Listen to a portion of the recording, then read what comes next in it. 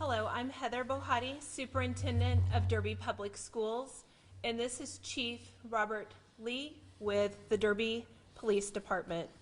Earlier this morning at Stone Creek Elementary, we had an incident that an individual attempted entry at the building. The initial attempt occurred prior to the school day. After review of our school surveillance video, we learned that the individual attempted to get in our front doors, which were locked, as part of our district's school safety protocol, and the individual then walked around the side of our building and attempted to get in a cafeteria entrance where our latchkey was having their program.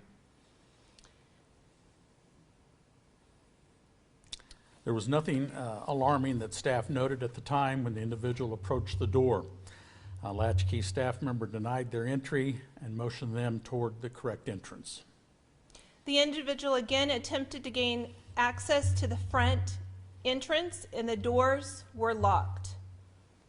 As our latchkey staff utilized a different entry on the other side of the facility, the individual then went back to their car. This individual remained in their vehicle for a period of time. When children were being dropped off for the school day, it was a parent that noticed the potential medical concern of this individual. The principal and the staff went out and checked the status of the individual, and then at that time, 911 was notified. At this time, the school was placed temporarily in a secure status as part of our standard response protocol. Derby Police Department responded, and at this time, I'll turn it over again to Chief Lee. Upon our response to this situation, we did locate an individual in a vehicle, and there was an outstanding arrest warrant for this individual. At the time he was arrested, officers did locate a loaded firearm in his waistband, and the individual was charged with possession of a firearm by a felon, possession of a firearm on school property, drug paraphernalia, and for an outstanding arrest warrant. We are investigating to see what the individual's purpose for being on school grounds was. The suspect has been interviewed by members of the Derby Police Department, and it is anticipated that he'll be charged with various weapons violations. We'll present this case to the District Attorney's Office in the very near future. At this point, there are no known active threats to the school.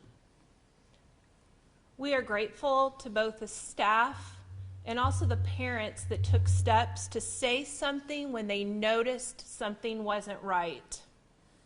We are also thankful for the Derby Police Department for their response and always the dedication they have for keeping our students and our staff safe.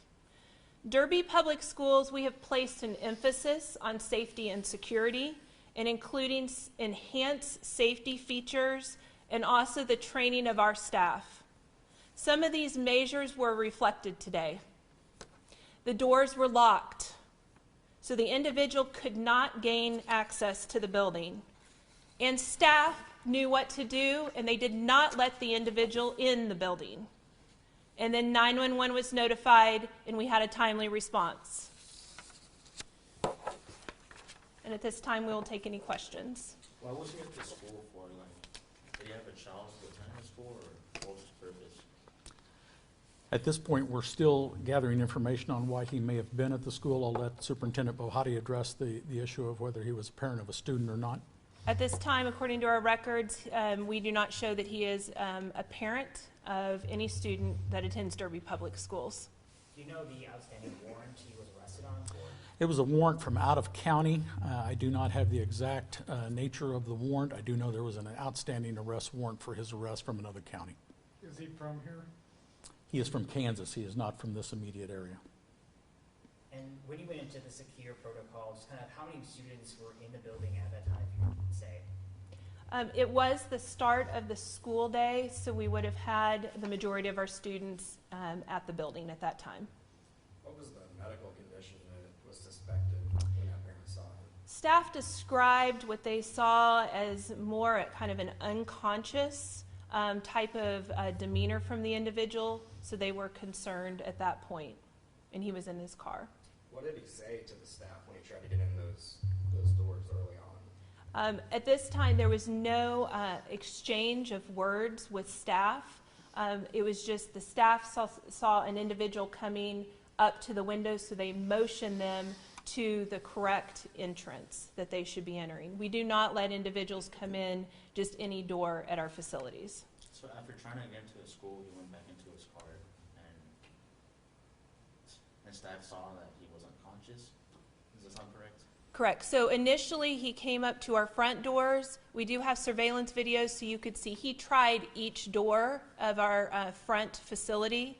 Then when he could not gain access to our front door, he went to the side of the building, which we have another door at the side of the building, and that's where staff did see him and motion like you need to go back to the right entrance. He once again tried the front door and could not gain access, and he went back to his car at that point. And I know you said it happened before school. Could you give like a more accurate time? Like Sure. 7:30, 7:40 or? Yes, he. Do you have time? Well, You want to give that? sure. He had Okay. arrived at the school before school started and didn't become a source of concern, obviously, until students began to arrive and the latchkey program was in progress. We started getting calls on checking his welfare shortly after 8 o'clock this morning, and officers were dispatched, arrived within 5 minutes to check his welfare, and discovered that he had indeed approached the school, had tried to access the school, and that's when they discovered that he had the loaded firearm in his waistband. Thank you. What kind of weapon was found? Was it a rifle, a handgun? It was a 9mm handgun. Did he have that on him when he approached the school? He had it on him when he was arrested out of his car. It was on his waistband, correct? It was in his waistband, yes. Did he appear to be under the influence of either drug? You said he had drug or That is certainly a possibility that he could be under the influence, yes. And then talk a little bit about this. So this prompted a secure protocol. Talk about what those protocols are, what the different levels are, and what warrants going into which one. Very much so.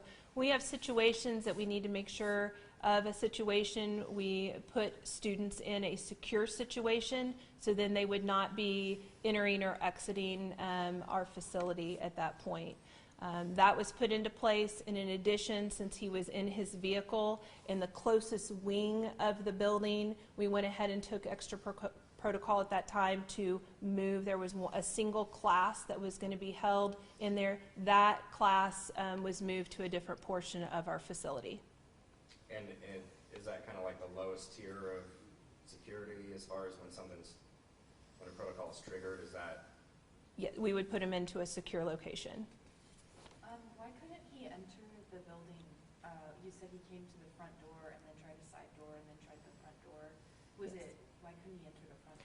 So he was unable to enter the front building. This was before school started. So at that point, the building was not open. We run a latchkey program from 6 a.m. to 6 p.m. and there is a different entrance for before school and individuals to gain access to the facility. Oh, so even though it was the front door, it wasn't the correct door to go in at the time? Correct. Okay. Right. And And for having staff there to man that. Mhm. And are your all's safety protocols the same during latchkey as they are during typical school hours? Yes, we have a district-wide protocol in all of our facilities of how security issues like this would be handled. What's it say about the training that you guys have given them that this was successfully, kept this guy from getting in? Very much. District-wide, we have had all of our staff that have been trained. We also train our substitutes to know what our standard response protocol is. This is very important, and today it proved they followed this. And then did this incident impact the rest of the school day at all, or did classes just continue as normal after this incident resolved? Classes did continue as normal today. Is there going to be a debrief for administration and staff regarding the situation? I would say in any circumstance that we have, that we do have items that we talk about and learn from. So yes, this would be something that we will have further conversation on. Do the elementary schools have SROs? And was there an SRO there? Well, we have SROs in middle schools and high school. But what we have done is a number of things in light of recent events across the country. We have a strong police presence at a lot of elementary schools now. It's more sporadic, but it is a strong police presence. I think parents have certainly noticed it, as have students, and I think that is a good thing. It's a step in the right direction, and we are constantly, every year, working with the district to see what tweaks we need to make to our security protocol, what things we could do better. We learn from other lessons across the nation and are continually evolving our security response with the district with the ultimate goal of keeping our kids safe. It doesn't get any more important than that, and that's what our goal is. And Chief, to that point, how long was the response? Did EMS show up first, or did Derby PD show up? I can't reply to EMS's response, but we had a response time of 5 minutes. When did your school go into secure status? Was it after the police arrived or before? When did the secure status happen? The secure status happened, our principal and the nurse went out to the vehicle to check on the individual, and seeing the state of the vehicle, and once the 911 call was placed, the students were immediately placed at that time in secure mode. And then I guess any additional drop-offs that were happening, were they kind of put on hold during that time as well, or were other students still kind of let in during that time? I would need to check on that for you. And then just, I know we have it in the email, but just explain what secure means. So do students stay in their classroom, but they're not allowed out, Correct. and everything else goes on as normal? Yes. And we're happy to provide you, just as a side note, with our standard response protocol, so you have a copy of that if that's something that you would like to have. But we do have crisis folders that are in each of our facilities here, and it talks about everything from being on hold to secure or lockdown, evacuate, and shelter. Can you share the name of the man who was there? At this point, I cannot. He should be charged formally sooner, and his name will be available for release once that's done. And Do you have an age and a origin of town? Yeah. I do. I have a age of 35, and the last address we had was in Latham, Kansas. Oh, wait, Latham. And I know you said he's not a parent, any suspected connection at all to the school? That, obviously, that's one of the things we're going to be looking at to see if there is a connection at all. At this point, we do not have a firm connection between him and the school. So we're still keeping all of our options open, and we'll be investigating to see if we can make that connection. You said he was 35, correct? 35, yes. In district, we use a protocol, and people have been trained on see something, say something. And this exactly happened today, and we really want to commend the parent that came in, because they saw the individual out in the parking lot and reported that immediately. And then that prompted us to come out and check on the situation and make that 911 call today. Did the car, Chief, do you know if the car belonged to the 35-year-old? We are still trying to determine the owner of the car. That's one of the things that we're investigating, to see how he had possession of that car, and still investigating a few other issues associated with the case. Do you know how much time passed between when the man tried to gain entrance versus when 911 was called? I know 911 was called at 8:06, I believe. It was dispatched at 8:07, and we responded at 8:12.